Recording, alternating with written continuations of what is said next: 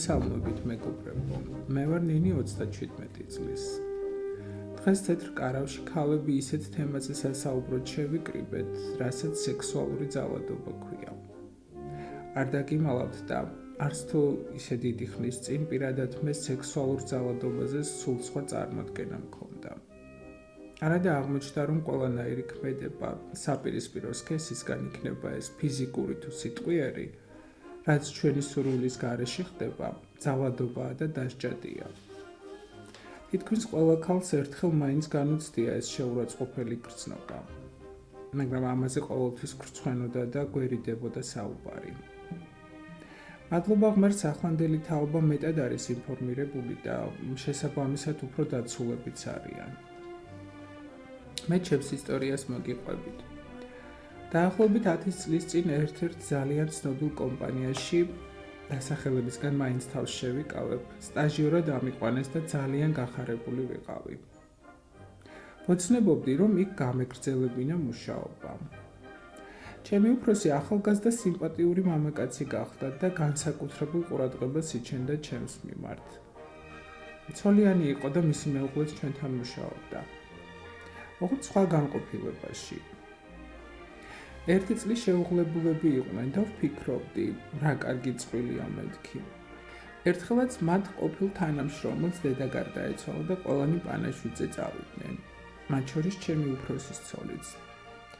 პირველად აღმოჩნდით ოთახში მარტო მე და ჩემი უფროსი, მაშინვე რაღაც უსიამოვნო წინათ გრძნობა დამეუფლა. უხერხულად ვიგრძენი თავი და მეც წასასვლელად მოვემზადე. უკვე გავდიოდი ოთახიდან, რომ მომაძახა. დამელო და მეც მოვდივარო. ლიფტში რომ შევიდეთ, უფრო დავიძაბე. უცებ ხელები მომხვია და ბღლაძუნი დამიწყო. ისე დავიბენი, აღარ ვიცოდი როგორ მომეშორებინა.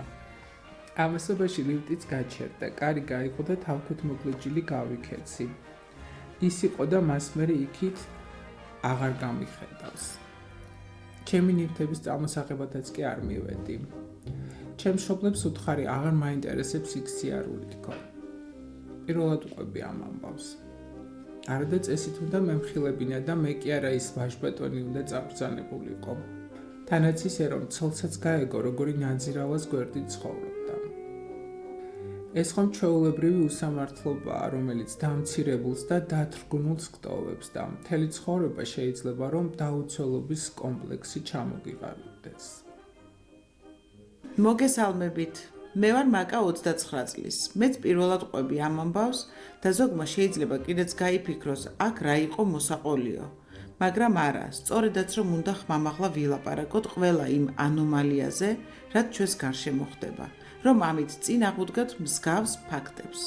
წლების მანძილზე, მაშინ როცა უკვე გათხოვილი ვიყავი და ქმარი მყავდა, ერთი ჩემი თანამშრომელი მუდმივად, ჩუმად, ისე რომ სხვებს არ გაეგონათ, იხელთებდა ხოლმე დროს და საშინელებებს მეუბნებოდა ჩუმად ყურში, ჩურჩულით. უпроსწორად თავის უხამ სექსუალურ ფანტაზიებს მიზიარებდა. ვისთვის უნდა მეთქვა, ჩემს ქმარს რომ გაეგო, ნამდვილად მოკლავდა და ამის გამო ციხებში ხომ არ გავუშვებდი. სულ ვცდილობდი, რომ მასთან ახლოს არ აღმოვჩენილიყავი, მაგრამ მაინც ახერხებდა. ერთხელაც მორიგი სიბინძურე ჩამჩურჩულა, მე ვეღარ მოვითმინე და ისეთი ძალით გავაწანი სილა, რომ მართლა დავინახე თვალებიდან როგორ წამოსცვივდა ნაპერწკლები. ის დღე იყო და ის, მე ახლოს აღარ გამკარებია. მაგრამ მოგვიანებით შევნიშნე, რომ ჩვენს ახალ თანამშრომელს გადაეკიდა, რადგან ხედავდი ახლოს ჩაუვლიდა თუ არა ეს გოგო ჭარხალივით როგორ წითლდებოდა. არ ვიცი ასეთ მანიაკებს როგორ უნდა მოვექცეთ, მაგრამ ფაქტია, როცა ეცოდინებათ, რომ შეიძლება დაისაჯონ, ფრთხილად იქნებიან. მეც მოვყვები, ოღონდ ეს არ არის ჩემი ამბავი. მაშინ სულ პატარა ვიყავი და წესიერად არც კი მესმოდა რა ხდებოდა. ჩვენს იტალიურ ეზოში ცხოვრობდა ახალგაზრდა ცოლ-ქმარი და ყველა მეზობელმა იცოდა, ლოთი ქმარი ყოველღამე ფიზიკურად და სექსუალურად როგორ ძალადობდა ცოლზე. მაგრამ თვითონ ქალი ხმას არ იღებს და რა ჩვენი საქმეაო, მეზობლებიც არ ერეოდნენ. ერთ ღამესას დიდი ლეწვა მტვევის ხმა გავიგონეთ. მერე ისევ ჩაწყნარდა ყველაფერი და მეზობლებმაც მშვიდი ძილი გააგრძელეს. დილასაც რომ არავინ გამოიხედა ფანჯრიდან, მეზობლებმა შუადღემდე იცადეს. მერე კარზე დიდხანს აკაკუნეს.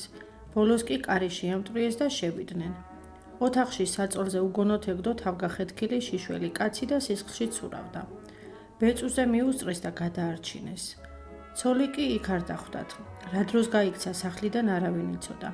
დიდხანს ეძებეს ქალი, მაგრამ მის კვალს ვერსად მიაგნეს. როცა მისი მშობლებიც მოვიდნენ, აღმოჩნდა, რომ არაფერი იცოდნენ იმ ძალადობაზე, რასაც მათი ქალიშვილი 2 წელი უძლებდა. ის კი არა ეგონათ, რომ ძალიან ბედნიერი იყო, რადგან სიყვარულით გათხოვდა და არასოდეს ქმარზე საყვედური არ დასცდენია.